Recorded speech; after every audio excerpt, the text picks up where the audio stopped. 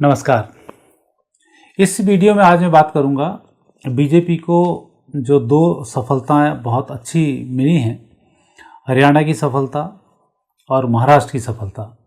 इसने वाकई में एक नए आयाम दिए हैं और ये उस घटना के भी करीब है कि जब आप इकट्ठे रहोगे तो कुछ ना कुछ बेहतर ही होगा।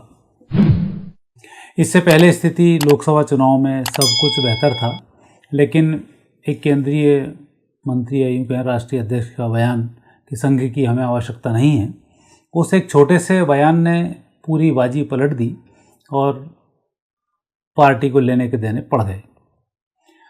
मिलकर रहोगे तो निश्चित रूप से अब कुटुंब में कलह नहीं होगी तो विजयश्री आप ही को प्राप्त होगी, और कुटुंब में कलह होगी तो आपको दिक्कत आएगी। और बहुत सारे यदि हम अपने पुराने उसका अध्ययन करते हैं, इतिहास का अध्ययन करते हैं, तो कुछ सूत्र बड़े अच्छे आए हैं और उसके बाद सत्ता परिवर्तन हुए ही हैं। जैसे पहले देखते हैं, जब अंग्रेज़ों की गुलामी में हम चल रहे थे, उस समय में एक सूत्र विवेकानंद ने हमें दिया था, उठो जागो तब तक मत रुको जब तक आप लक्ष्य तक नहीं पहुंच जाते। तो ये वो सूत्र था जिसने कि युवाओं में जो मरी हुई शक्ति थी, अंग्रेज बोलते थे कि गुलामी के लिए हिंदू पैदा हुए हैं, काली चमड़ी वाले गुलामी ही करेंगे, तो उस सूत्र ने उत्साह इतना भरा कि अंग्रेज़ों को आखिर देश छोड़ के जाने की स्थिति निर्मित हो गई और नई नई क्रांतियों का सूत्रपात हुआ। दूसरा फिर एक नया सूत्र आया, वो दिया सुभाष चंद्र बोस जी ने। नेताजी ने कहा, तुम मुझे खून दो, मैं तुम्हें आज़ादी दूंगा। ये दूसरा सूत्र था। खून दो आज़ादी दूंगा, बिल्कुल वो भी एक अच्छा सूत्र था, लोगों को इकट्ठा करने के लिए, एकाग्र बनाने के लिए, अपनी सेना को बनाने के लिए। और 1943 में देश को उन्होंने आज़ाद करा लिया और आज़ाद हिंद का जो झंडा था वो भी उन्होंने फहरा दिया। फिर तीसरा सूत्र वापस आया क्योंकि परिस्थिति नेगेटिव होती चली गई और उसके बाद भारत जैसे भी स्वतंत्र हुआ, कुछ सरकारें पुरानी थीं, बड़े अहंकार में थीं कि आज़ादी के सूत्रधार नेहरू और गांधी के अलावा कोई और नहीं है, तो अपने एक अहंकार में थे। उस समय में फिर एक नया नेता पैदा हुआ, वो थे जयप्रकाश नारायण। जयप्रकाश नारायण जी का सूत्र था, सिंहासन खाली करो कि जनता आती है। ये एक ऐसा सूत्र था कि जिन लोगों के मुगालते थे कि देश को हम ही ने आज़ाद कराया है, गांधी ने, मोहनदास करमचंद गांधी ने ही आज़ाद कराया है, तो उस दिन ये सूत्र इनके उड़ गए। राष्ट्रपिता की उपाधि मिल जरूर गई है, जैसे कुछ समय पहले तक नेहरू को लोग बहुत अच्छा व्यक्ति मानते थे, एक राष्ट्रीय चाचा की उन्हें उपाधि थी। अब वो चाचा की उपाधि समाप्त हो गई है। अब लोग नेहरू के एक एक कर्म से वाकिफ़ हैं और अब उनका सम्मान समाप्त हो चुका है। वही स्थिति अब 2 साल के अंदर गांधी जी की भी होने वाली है कि अब लोग उनका सम्मान समाप्त कर रहे हैं, क्योंकि जो उन्होंने, नए लोगों ने जिस तरह से, अब इंटरनेट का ज़माना है, महात्मा गांधी के बारे में जो जो जानकारियाँ मिली, सत्यता जब सामने आई, तो अब वो राष्ट्रपिता लोग कहते हैं तो लोग बोलते हैं राष्ट्रपिता मत बोलो, महात्मा मत बोलो। मेरी यूट्यूब पर, फेसबुक पर कई लोगों के उसमें कमेंट्स आते हैं। तो ऐसे बहुत से लोग हैं जो अब उस चीज़ को नहीं मान रहे और उनकी पोल खुल चुकी है, तो अब वो भी यहाँ से विलुप्त हो रहे हैं। इसके बाद एक फिर स्थिति बनी जब इंदिरा गांधी की सत्ता पलटी, फिर सत्ताएं आई, फिर कुछ कुछ हुआ, फिर कुछ मुगालते शाइनिंग इंडिया के इन्होंने पाले और शाइनिंग इंडिया में धराशायी हो गए। फिर एक नया नारा बना और यह बना कि भारत जब इस विपरीत परिस्थिति में फंसा, यहाँ आप देख रहे हैं बांग्लादेश में मारे जा रहे हैं, पाकिस्तान में मारे जा रहे हैं, अन्य जगह भी हिंदू मारे जा रहे हैं, खालिस्तानी अपने हिसाब से उनको वहाँ पर मारे जा रहे हैं, तो ये बड़ी नेगेटिव स्थिति बनी। तब एक नया सूत्र फिर आया, बटोगे तो कटोगे। और बटोगे तो कटोगे वाला जो सूत्र है ये दिया योगी जी ने, जिनके कथनी और करनी में कोई अंतर नहीं है। और ये सभी सूत्र उन लोगों ने दिए जिनकी कथनी और करनी में कोई अंतर नहीं था, इसलिए सूत्र प्रभावशाली हुए हैं। और ये बटोगे तो कटोगे, तो ये जो स्थिति है, इस सूत्र ने हरियाणा में भी गजब ढाया है और इसी सूत्र ने महाराष्ट्र में भी गजब ढाया है। अब यहाँ दिक्कत ये आई कि नरेंद्र मोदी जब 2 बार जीत गए तो तीसरी बार मुगालते में आ गए, सबका साथ, सबका विकास और सबका विश्वास। जब वो एक बहुत, यही महात्मा गांधी ने भी यही गलती की थी, अपने आप को सर्वे सर्वा बनाने के लिए जो उन्होंने इन आतंकी और अपराधियों की मानसिकता वाले लोगों का जब समर्थन करना शुरू किया कि उनके सर्वमान्य हो जाऊं, तब इस देश का नुकसान होगा। वहीं मोदी जी भी इस मुगालते में आ गए, सर्व का विश्वास, तो वहाँ फिर देश का नुकसान होगा। इन्हें जो हुआ हो नहीं हुआ अलग बात है, लेकिन देश का नुकसान होगा। अब जब देखा कि संघ का विरोध हुआ, संघ के बिना हम चुनाव जीत जाएंगे, तो फिर बीजेपी सरेंडर हुई और संघ से उन्होंने तालमेल किया, संघ के आगे सरेंडर हुए। तो दोनों मिलकर लड़े तो चुनाव हरियाणा का भी अप्रत्याशित परिणाम वाला था, महाराष्ट्र का भी अप्रत्याशित परिणाम वाला था। लेकिन अब संघ मुगालते में आ गया कि हमारे बिना इनका काम नहीं हिल सकता। तो संघ ने एक गलती तो वहाँ की थी, जब अटल बिहारी वाजपेयी के टाइम नरेंद्र मोदी का प्रभाव बढ़ रहा था तो इन्होंने अडवाणी जी को आगे बढ़ाया, चुनाव हार गए। दूसरी बार फिर संघ ने एक गेम खेला कि नरेंद्र मोदी का अध्यक्ष बनाया जाए और इनके उसमें चुनाव कराए जाएं, तो प्रभाव अच्छा रहेगा। लेकिन उन्हें उम्मीद नहीं थी कि 273 का आंकड़ा नरेंद्र मोदी पार कर जाएंगे।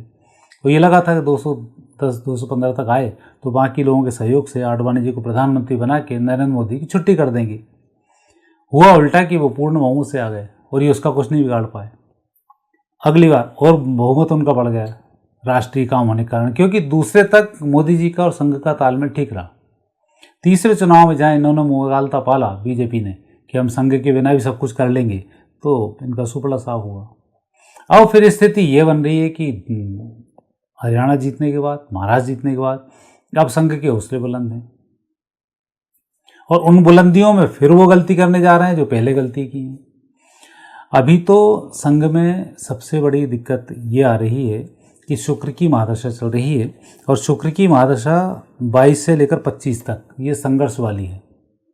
और संघ का जो विशेष सूत्र है उस सूत्र में तो संघ छद्वम संवर्धम संभो मनांसी यांताम, तो ये जो सूत्र उनका है वो सूत्र अभी तक तो लागू होता है, लेकिन संघ के कार्यकर्ताओं पर संघ वाले सूत्र लागू नहीं करते हैं, उन पर कार्रवाई करने से डरते हैं। कई विधायक ऐसे हैं जो अड़ीबाजी कर रहे हैं और लोग जाएं कहाँ।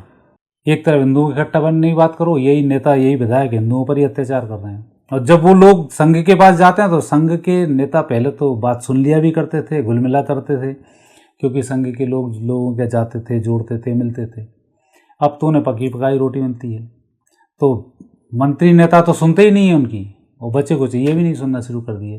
तो अब हिंदुत्व में एक दिक्कत है कि अब हिंदू कहाँ जाए। तो सबसे पहले संघ को अपने पुराने रोल में आना पड़ेगा और जो भी पदाधिकारी नियुक्त किए हैं उन्हें दो टूक शब्दों में समझाना पड़ेगा, जनता से बात नहीं करोगे भगा दिए जाओगे, और भगा ही देना चाहिए। ये ढुलमुला रवैया जो आप अपना रहे हैं बहुत अच्छा रवैया नहीं है, जनता में इसका आक्रोश बहुत ज़बरदस्त है। और शुक्र की जो महादशा चल रही है, इस महादशा में जैसे ही सूर्य आएगा वैसे ही ये आक्रोश जनता का शुरू हो जाएगा और आगे के चुनावों में आपको ये आक्रोश झेलना पड़ेगा, क्योंकि जो संघ की कुंडली है गुरु प्रधान कुंडली है।